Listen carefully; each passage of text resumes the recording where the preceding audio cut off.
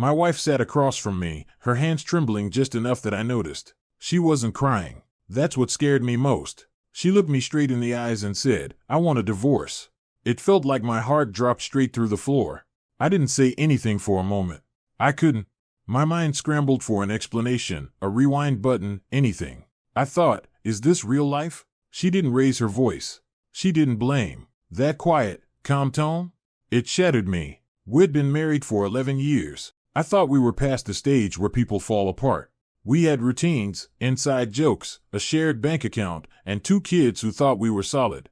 But apparently, we weren't. Have you ever had a moment where everything in your life suddenly looked like a lie? I couldn't even bring myself to ask why, out loud. Deep down, I already knew. Not the full reason, maybe, but enough of the truth to feel the weight of my own failures. I wasn't cheating. I wasn't abusive. But I wasn't there. Not really. You can be in a room every day and still be totally absent from someone's heart. We'd become business partners who ran a house instead of lovers who dreamed about life. She stopped asking for date nights. I stopped noticing. She stopped opening up. I stopped asking. Maybe you know that cycle too, where silence replaces arguments and fine means dying inside. And here's the hardest part. I thought we were okay. I thought our normal was normal. But looking back, I can't believe how blind I was. When someone leaves emotionally long before they pack a bag, you don't always notice. Not until it's too late. So when she finally said it, divorce, it wasn't out of the blue.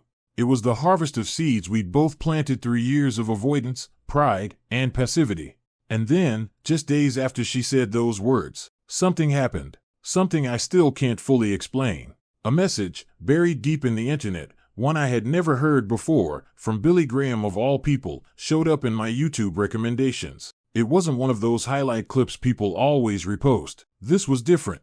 Grainy video. Low views. No tags. Just the title, What Happens to a Man Who Forgets to Lead? At first, I rolled my eyes. Too late for that, I thought. But for some reason, I clicked play. That decision, that tiny, random decision, would change the course of everything. But before I tell you what he said, I want to ask you something. Have you ever felt like someone you loved gave up on you, and deep down, you knew it was partly your fault? Have you ever sat in a room with someone you promised forever to, and realized you'd been breaking that promise for years without even noticing? Drop it in the comments. Be honest. No judgment here. Because what Billy Graham said in that forgotten message felt like he was reading my mail. Word for word. Line by line. Like God was trying to grab me by the collar and say, wake up. And it's what saved my marriage. Let me tell you how. We met in college. Not in some fairy tale way, no. It was more like one of those awkward group projects where no one really wants to lead and everyone's secretly judging everyone else's grammar. But somehow, she stood out. She had this fire, not loud, not flashy, just this quiet, burning intensity that made you want to be better around her. I remember thinking, if I ever deserve someone like her, it'll be because I figured my life out first. I hadn't. But we clicked anyway. The first 2 years felt like a movie. Late night drives, praying together, dreaming big. We didn't have money, but we had passion. And we actually talked, like, 4 hours, about everything. Faith, purpose, future kids, even our fears. It wasn't perfect, but it was real. So when I proposed, I didn't have a 5-year plan. I just had this insane certainty that she was the one. And she said yes, with tears, laughter, the whole beautiful mess of it. But here's what they don't tell you about marriage. Passion doesn't protect you from patterns. Fast forward a few years, and life happened. We got jobs, bought a house, had our first child, then our second. Our conversations turned from what are we building together to who's picking up the kids, and did you pay the water bill? We weren't fighting. We just stopped connecting, slowly, silently. And you don't notice the silence at first. You chalk it up to stress, to schedules. But one day, I remember coming home, seeing her in the kitchen, and realizing I hadn't asked her how she really was, in weeks. Not because I didn't care, but because I assumed she was okay. That assumption was my first mistake. See, I thought being a provider meant being present. I thought showing up physically meant I was showing up emotionally. But she needed something more. She needed to be seen, heard, pursued. And I didn't see it.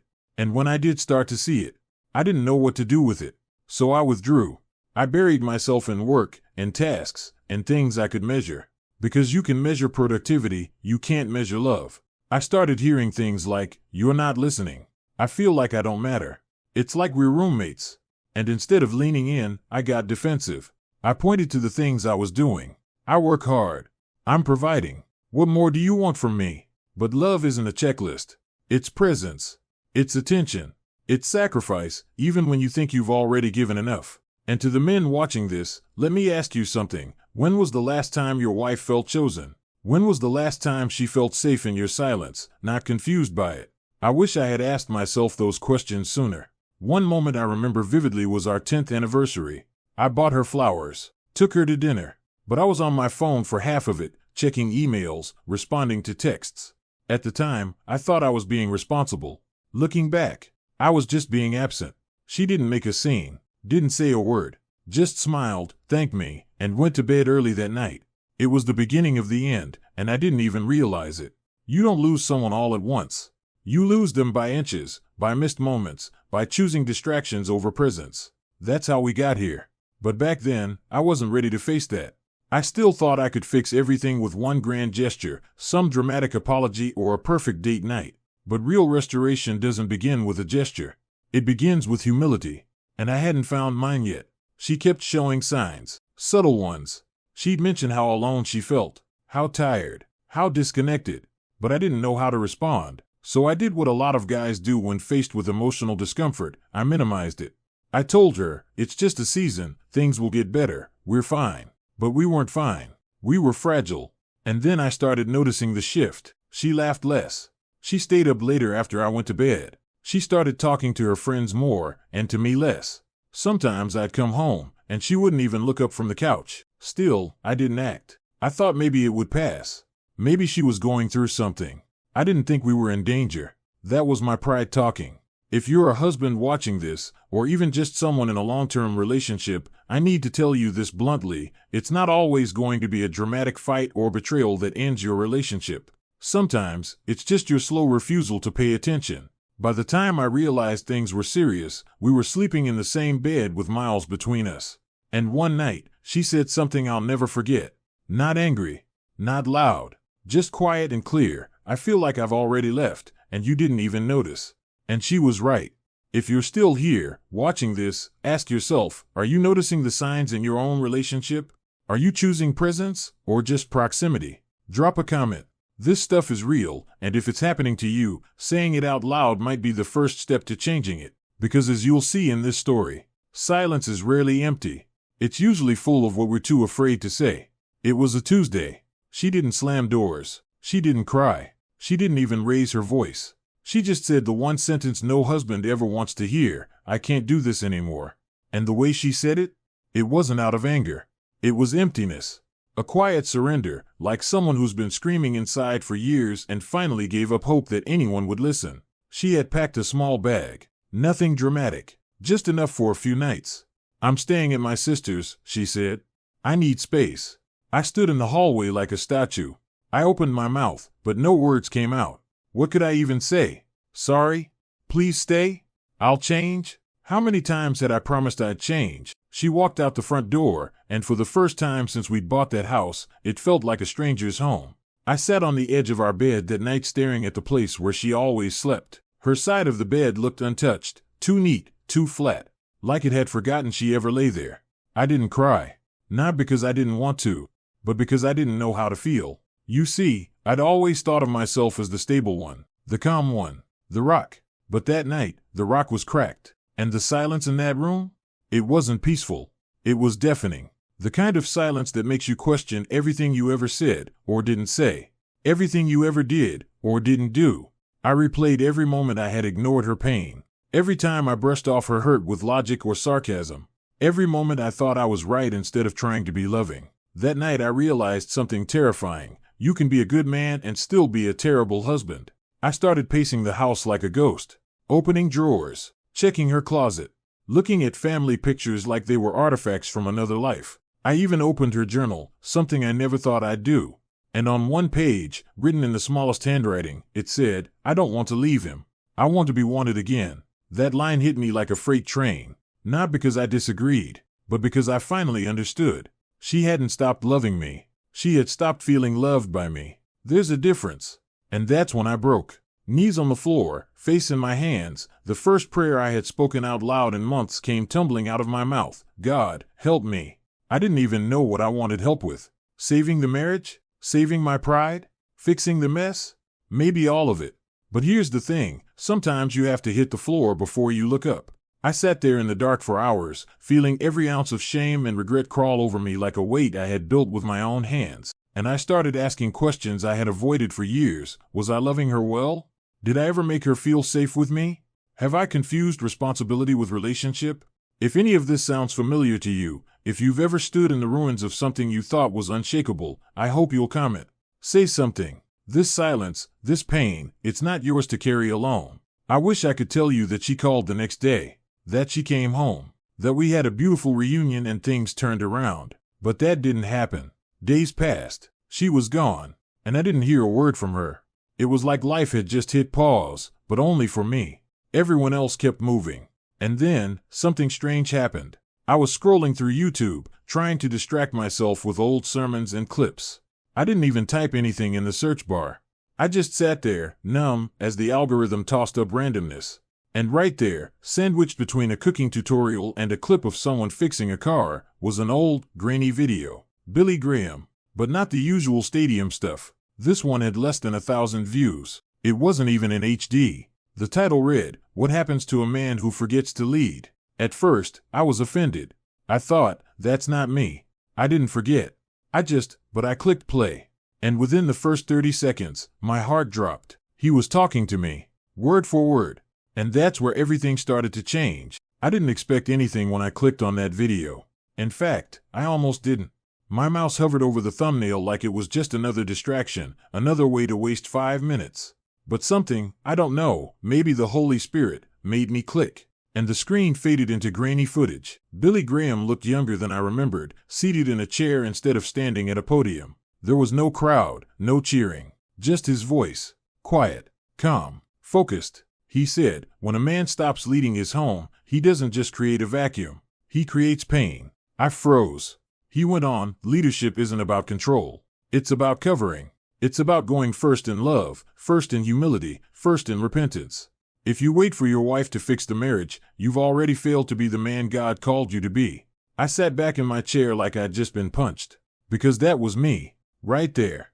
I had been waiting for her to come back, waiting for her to get over it, waiting for her to make the first move. And I called it patience. But really, it was fear. Billy Graham kept going. A home without a man who leads in love becomes a place where emotions starve. And starving people eventually go looking for food somewhere else, even if they don't want to. I paused the video right there. I had to. I felt like I couldn't breathe. Because for the first time in months, maybe even years, I realized this wasn't about blame. It wasn't about who was right. It was about what I had refused to become. I had refused to lead. Not lead like a dictator. Not lead with pride. Lead with sacrifice. Lead with vulnerability. Led by saying I'm sorry first. By asking, how are you, and meaning it.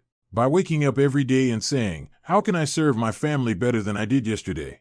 And that scared me. Because I thought leadership was about having all the answers. And I didn't have any. Billy said something else that stuck with me. It's the line that cracked me open. A man who waits for comfort before he acts has already surrendered his authority. That was me. I waited for comfort. For ease. For perfect timing. But leadership doesn't wait. It moves first. And you know what hit hardest? He wasn't preaching in that video. He was pleading. It wasn't a sermon. It was a warning. And it wasn't just for the men watching. It was for the men like me, who thought they were good guys but had become ghosts in their own homes. I had tears running down my face by the end of it. Not because I felt condemned, but because I felt called. Called out of apathy. Called into action. Called into responsibility. And not just for her, for myself, for my kids, for my faith. That video? That forgotten, dusty piece of footage buried in the digital void? It woke something up in me. For the first time since she left, I didn't just want to get her back. I wanted to become someone worth coming back to. I closed the laptop, sat in silence. And then I did something I hadn't done in years. I picked up a pen, grabbed a notebook, and started writing a letter to my wife. Not to convince her. Not to guilt her. Just to tell her the truth. What I had seen. What I had learned. What I wanted to change, with or without her. And you know what? I didn't send it. Not yet. Because I realized something even bigger. Before I could speak healing into my marriage, I had to let God speak healing into me. I wrote 5 pages that night, and then 5 more the next. Not to her, to God. Confessions, prayers, ugly stuff, honest stuff. I started waking up earlier, not for productivity, for stillness, for repentance. I dug out my old Bible, the one I hadn't opened since the kids were born. The pages were stiff, the spine cracked, but it still smelled like grace. And I began to read, not to check a box, but to find my own soul again. Husbands, love your wives, just as Christ loved the church and gave himself up for her. I had read that verse before, but this time I actually saw it.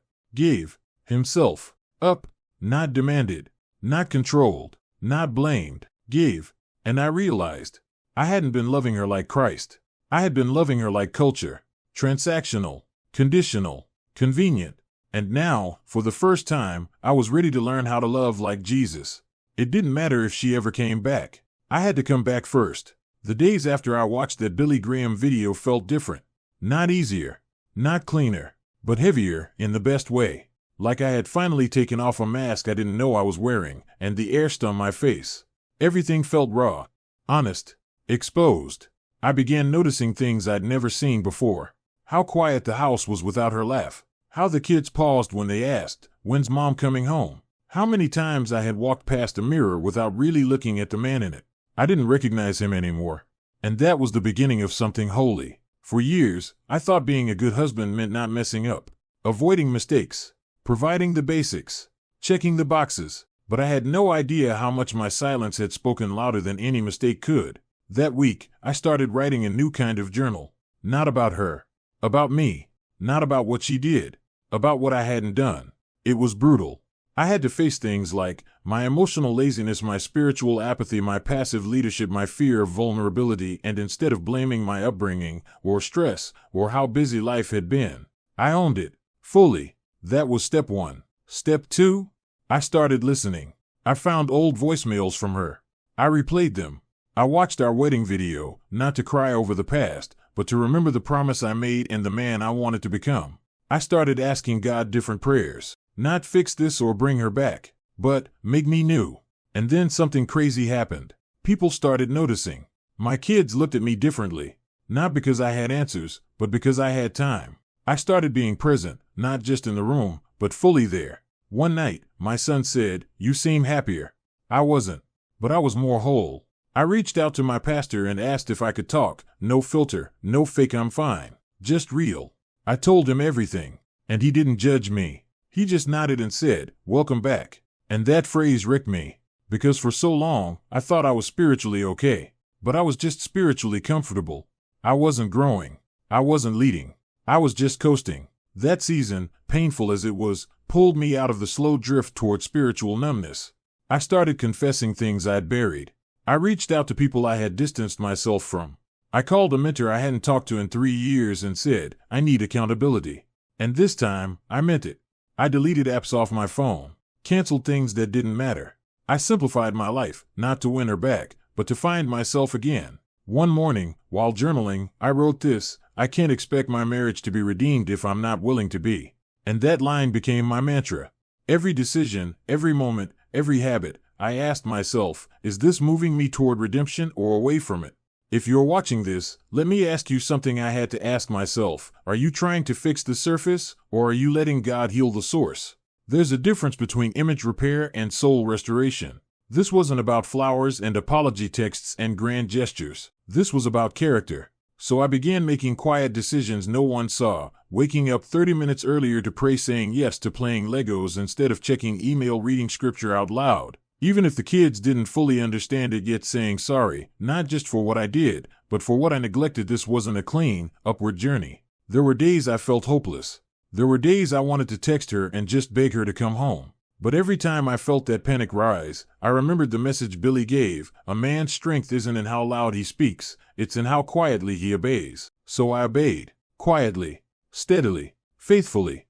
And I'll be honest, part of me thought she would never come back. That maybe the story was already written. That maybe this was just my healing journey, and not our redemption arc. But I was finally okay with that. Because for once, I wasn't changing to get her approval.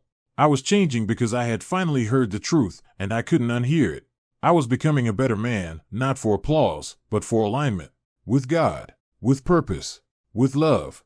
And it was in that posture that something unexpected happened. It had been 3 weeks since she left. 3 weeks of silence, except for brief texts about the kids. No emotion. Just logistics. And then, one evening, my phone buzzed. "Can we talk?" I stared at the screen like it might vanish. I read the message 5 times. My fingers hovered over the keyboard. I didn't want to say the wrong thing. "Of course. Anytime." She replied, "Tomorrow. After the kids are asleep." That entire day felt like waiting for a verdict. When she walked in, she didn't bring her suitcase. Just herself. Just presence. She sat across from me at the kitchen table, the same table where we used to laugh over takeout and pray before meals. This time, it was quiet. She spoke first. "You feel different." Not "you look different." Not "you sound different." "You feel different." I didn't ask her to come home. I didn't defend myself. I didn't even apologize in the way I usually did, with guilt and grandiosity. Instead, I said, "I'm not here to convince you. I'm here to be honest. I've been wrong. I've been absent. And I see that now in a way I never did before." She didn't cry. She just nodded slowly. We talked for 2 hours. Not about blame, about truth. I told her about the Billy Graham video. About what it woke up in me. About the mornings I'd spent in prayer, the letters I'd written but never sent, the mirror I had finally faced. She listened. And then, quietly, she said, "I didn't want a perfect man. I just wanted a man who cared enough to try." That sentence will stay with me forever. Because we think they want us to be heroes. To get everything right. To fix things with one big gesture. But often, they just want us to see them. To fight for them, not just with them. That night, nothing dramatic happened. No reunion music, no sudden forgiveness. But for the first time in a long time, she let the conversation continue. She stayed. The next day, we went for a walk. Not to solve things. Just to talk. The day after that, we read a devotional together, quietly, awkwardly, but together. Healing isn't linear. It doesn't come with a schedule. There were still tense moments. Still silence. Still pain. But there was also movement. Not back to where we were, but forward into something new. And you know what shocked me? She started asking me questions, deep ones. About my faith. About my new routines. About what I was reading. And not to test me, but to understand. One night, she said, "I see you now. Like, I really see you. And I think maybe, for the first time, you see yourself too." That one broke me. Because she was right. I had spent years chasing goals and appearances, but not intimacy, not with God, not with her, not even with myself. One day, she asked to read one of the letters I had written. I handed her the notebook, nervous, exposed. She read it silently, then closed it. "You've changed," she said. "And not for me, for you." That moment? That was grace. And grace doesn't always come loudly. Sometimes, it whispers. She didn't move back in right away. She took her time. Asked hard questions, set boundaries, and I respected every one. Because this wasn't about getting my marriage back. It was about becoming the kind of man who could hold the weight of it with reverence. To the people watching this, hoping for a miracle, hear me, God doesn't just restore marriages, He restores hearts. And sometimes, He starts with yours. Let me be clear, I didn't win her back. God won me back. And that changed everything. If you're in the middle of the wait, don't waste it. Become the kind of person that healing can find when it's ready. Because for me, the miracle wasn't just that she came back. It was that I had finally come home. And here's something I didn't expect. One night, she turned to me and said, "I don't need the old version of you back. I never want that version again." And I nodded. Because I didn't want him back either. We'd both grieved the same man, the one who had stopped growing. The one who hid behind his good intentions instead of showing up with love. She didn't need flowers. She needed faithfulness. Not just the kind that stays, but the kind that sees. And I had finally started to see. It was in the little things, making her coffee without being asked, turning off my phone during dinner, asking her how she slept, and actually listening. I wasn't trying to be romantic. I was trying to be real. Because that's what restoration looks like. Not magic. Not miracles. Not movies. It looks like a man showing up for the life he once took for granted. And it looks like a woman brave enough to say, "Let's try again," slowly. We weren't rushing back into comfort. We were rebuilding connection. And in that sacred, uncertain middle, God was present. There's a chair in our living room. It's not fancy, Just a simple wooden chair with a cushion she picked out on a random Tuesday years ago. That chair used to be hers. She'd sit in it with her coffee in the morning, legs tucked under her, reading, thinking, just being. It became her space. After she left, I couldn't even look at it. I started calling it the empty chair in my head. Not because I expected her to come back to it, but because it felt like a symbol of everything I had lost. I'd pass by it every day. Never touched it. Never moved it. It just sat there like a monument to my failure. Until one day, a few months after our first hard conversation, she was over at the house again. We were sitting on opposite ends of the couch, talking about the kids, about life, about nothing and everything. And without saying a word, she stood up, walked across the room, and sat in that chair. My breath caught in my chest. She didn't make a big deal about it. Didn't say anything poetic. She just sat. But in that moment, that chair wasn't empty anymore. And I don't just mean physically. It was like Grace sat down in our home again. Like love took a seat where silence had been holding court. I looked at her, and she looked back at me, not with all the answers, but with something I thought we'd lost: hope. That's what this channel is about. That's why I called it One Chair Empty. Because we all have something missing. A seat in our life we're praying will be filled again, by a person, by peace, by God. Some of you watching this, your chair might be a lost relationship, a broken friendship, a faith that's gone quiet. And I want you to know, just because the chair is empty today, doesn't mean it will stay that way. God has this way of filling empty things. He fills tombs with resurrection. He fills broken hearts with purpose. He fills cold spaces with quiet whispers of healing. And sometimes, like in my story, he fills an old chair with a new beginning. Maybe yours won't be dramatic. Maybe your version of healing won't come with fireworks, but with one small decision: to pray again, to forgive, to try, to believe. That's how restoration starts. With one decision. So here's what I want to ask you. What's the empty chair in your life right now? Drop it in the comments. Seriously.